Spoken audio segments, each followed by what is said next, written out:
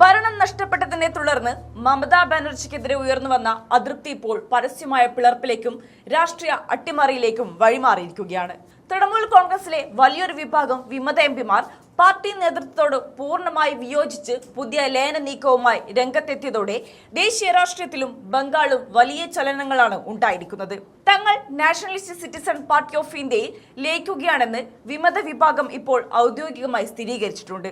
ഈ തീരുമാനത്തോടെ തങ്ങളാണ് യഥാർത്ഥ തൃണമൂൽ കോൺഗ്രസ് എന്ന് അവകാശപ്പെട്ടിരുന്ന മുൻപത്തെ നിലപാട് വിമതർ പൂർണ്ണമായും ഉപേക്ഷിച്ചിരിക്കുകയാണ്. കൂറുമാറ്റ നിരോധന നിയമപ്രകാരമുള്ള അയോഗ്യത ഭീഷണി പൂർണ്ണമായി ഒഴിവാക്കുക എന്ന ലക്ഷ്യത്തോടെയാണ് വിമതർ ഈ തന്ത്രപരമായ നീക്കം നടത്തിയിരിക്കുന്നത്. NCPയിൽ ലയിച്ച ശേഷം ഇവർ പാർലമെന്റിൽ BJPയെ പിന്തുണയ്ക്കുന്ന ലോക്സഭയിലെ ഒരു പ്രത്യേക ബ്ലോക്കായി മാറുമെന്നാണ് ലഭിക്കുന്ന സൂചനകൾ. ത്രിപുര, അസം, ബംഗാൾ എന്നീ സംസ്ഥാനങ്ങളിൽ കൃത്യമായ അടിത്തറയും സംഘടനാ ശാഖകളുമുള്ള രാഷ്ട്രീയ പാർട്ടിയാണ് national citizen party of India.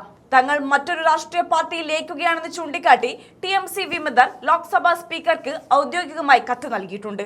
ലോക്സഭയിൽ തങ്ങൾക്ക് പ്രത്യേക ബ്ലോക്കായി ഇരിക്കാൻ അനുമതി നൽകണമെന്ന് ആവശ്യപ്പെട്ടാണ് ഈ കത്ത് സമർപ്പിക്കപ്പെട്ടിരിക്കുന്നത്.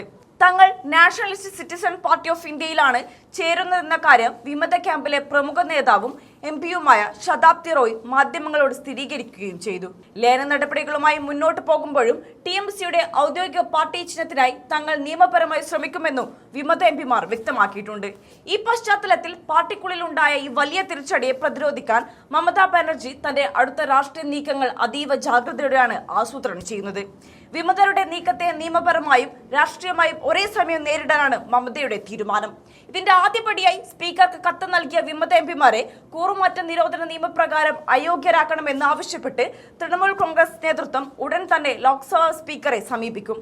വിമതർക്ക് പാർട്ടി വിടാൻ ആവശ്യമായ 3/2 ഭൂരിപക്ഷം ലോക്സഭാംഗങ്ങൾക്കിടയിൽ ഇല്ലെന്ന് തെളിയിക്കാനായിരിക്കും മമതയുടെ പ്രധാന ശ്രമം. ഇതിനായി നിലവിൽ വിമത ക്യാമ്പിലുള്ള ചില എംപിമാരെ തിരികെ പാർട്ടിയിലേക്ക് കൊണ്ടുവരാനുള്ള അനുനയ ചർച്ചകളും അവർ അണിയറയിൽ ആരംഭിച്ചു കഴിഞ്ഞു. കേന്ദ്ര ഏജൻസികളെയും BJPയും ഉപയോഗിച്ച് തങ്ങളുടെ പാർട്ടിയെ തകർക്കാൻ ശ്രമിക്കുകയാണെന്ന രാഷ്ട്രീയ പ്രചാരണം ജനങ്ങളിലേക്ക് എത്തിക്കാനാണ് മമത ലക്ഷ്യമിടുന്നത്.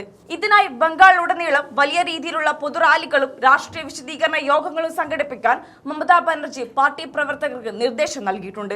ദേശീയ തലത്തിൽ പ്രതിപക്ഷ പാർട്ടികളുടെ പിന്തുണ ഉറപ്പാക്കി BJPക്കെതിരെയുള്ള രാഷ്ട്രീയ പ്രതിരോധം ശക്തമാക്കാനും അവർ ശ്രമിക്കുന്നുണ്ട്. ബംഗാളിലെ ഈ രാഷ്ട്രീയ നാടകം കേവലം ഒരു പാർട്ടിയിലെ പിളർപ്പ് എന്നതിനപ്പുറം വരാനിരിക്കുന്ന ദേശീയ രാഷ്ട്രീയത്തിന്റെ ദിശ നിർണ്ണയിക്കുന്ന ഒന്നായി മാറിയിരിക്കുകയാണ്. മമതാ ബാനർജി ഉയർത്തുന്ന ഈ ശക്തമായ പ്രതിരോധത്തെ വിമതരും BJPയും എങ്ങനെ നേരിടുമെന്നതിനെ ആശ്രയിച്ചിരിക്കും ബംഗാളിന്റെ വരുംകാല രാഷ്ട്രീയ ഭാവി.